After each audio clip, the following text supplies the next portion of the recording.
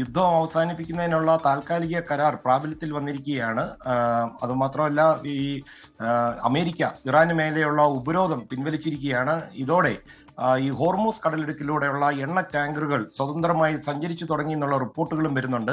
എന്നാൽ ഈ കരാർ ഒപ്പുവെക്കുന്നതുമായിട്ട് ആദ്യമേ ഈ സ്വിറ്റ്സർലൻഡിലെ ജനീവയിൽ ഷെഡ്യൂൾ ചെയ്തിട്ടുള്ള ഒരു മീറ്റിംഗ് ഉണ്ടായിരുന്നു.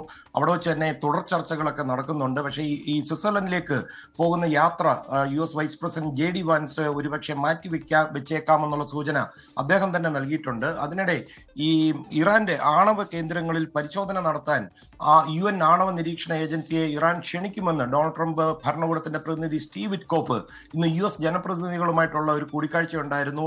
ആ കൂടിക്കാഴ്ചയിൽ അറിയിച്ചിട്ടുണ്ട്. ഔദ്യോഗികമായിട്ട് ഇത് പുറത്തു വന്നിട്ടില്ല. അതേസമയം അമേരിക്കയുമായിട്ടുള്ള നേരിട്ടുള്ള ചർച്ചകളെ അനുകൂലിച്ചുകൊണ്ട് ഇറാന്റെ പരമോന്നത നേതാവ് അയത്തുള്ള മുസ്തഫ ഖൊമേനി തന്നെ രംഗത്തെത്തിയിരിക്കുകയാണ്. അദ്ദേഹം പറയുന്നത് ഭാവിയിൽ നടക്കാനിരിക്കുന്ന ഇത്തരം മുഖാമുഖ ചർച്ചകൾ ശത്രുവിന്റെ അഭിപ്രായം അംഗീകരിക്കുന്നു എന്നതിനൊന്നും ഒരു അർത്ഥവുമില്ല. യുദ്ധത്തിന്റെ തുടക്കത്തിൽ ഒരു ആക്രമണത്തിന് ശേഷം അറിയാമല്ലോ, അദ്ദേഹത്തിന് ഗുരുതരമായി പരിക്കേറ്റു. പൊതുവേദിയിലൊന്നും കണ്ടിട്ടില്ല. പക്ഷെ മുൻ പരമോന്നത നേതാവ് ഖൊമേനിയുടെ പിതാവ് കൂടിയ ആയിരുന്ന അവരുടെ തീവ്ര നിലപാടുകൾ അമേരിക്കയുമായിട്ടുള്ള നേരിട്ടുള്ള ചർച്ചകളെ എല്ലാ കാലത്തും എതിർത്തിരുന്നു. അതിനാണ് ഇപ്പോൾ ഒരു മാറ്റം വന്നിരിക്കുന്നത്. അത് മാത്രമല്ല, 2015 ആണവ കരാറിൽ നിന്ന് അമേരിക്ക പിന്മാറിയതിനു ശേഷം ഇവരുടെ എതിർപ്പ് കൂടുകയും ചെയ്തു. അതുകൊണ്ട് തന്നെ നയതന്ത്ര തലത്തിൽ അമേരിക്ക ഇറാൻ മുഖാമുഖ ചർച്ചകൾ വലിയ മാറ്റങ്ങൾ കൊണ്ടുവരുമെന്നുള്ള പ്രതീക്ഷയാണ് എല്ലാവർക്കും ഉള്ളത്.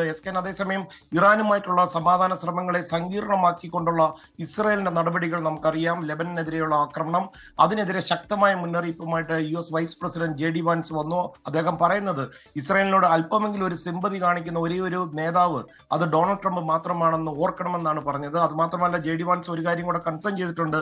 അത് ഒരുപാട് സന്തോഷം തരുന്ന വാർത്തയായിരിക്കും.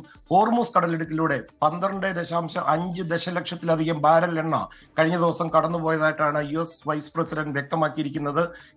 അമേരിക്ക സമാധാനത്തിന് പ്രതിജ്ഞാബദ്ധമാണെന്നാണ് ട്രംപ് അല്പമണിക്കൂറുകൾക്ക് മുമ്പ് പറഞ്ഞത്. അതുകൊണ്ട് അത്തരം ഒരു സാഹചര്യം എല്ലാ കക്ഷികളും ഒരുക്കി തരണമെന്ന് ട്രംപ് ആഹ്വാനം ചെയ്തിട്ടുണ്ട്.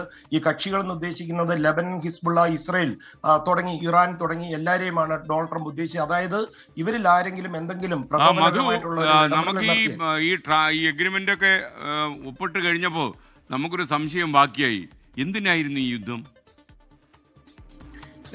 യുദ്ധം ആണവ വിഷയത്തിൽ തന്നെയാണ്. അത് അമേരിക്കയുടെ 25 വർഷമായിട്ട് ഉറക്കം കെടുത്തുന്ന ഒരു സംഭവമാണ്. അതൊരു പേപ്പറിൽ ഒപ്പിട്ട് എത്തിക്കാൻ കഴിഞ്ഞത് ഡൊണാൾഡ് ട്രംപിനെ സംബന്ധിച്ച് രാഷ്ട്രീയപരമായിട്ട് ഒരു വലിയ വിജയം തന്നെയാണ്.